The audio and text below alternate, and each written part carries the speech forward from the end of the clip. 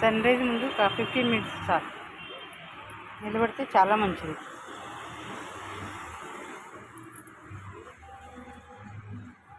అంటే పని ఉంటుంది ఇంట్లో, ఎర్లీ మార్నింగ్ కదా చాలా పని ఉంటుంది. కానీ మన కిటికీ కానీ బ్యాక్ సైడ్ డోర్ కానీ ఓపెన్ చేస్తే ఎండ లోపలికి వస్తుంది కదా, అదైనా పర్వాలేదు, ఎక్కడైనా పర్వాలేదు.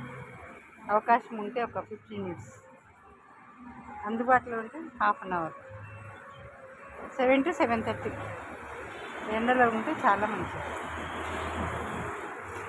Thank you.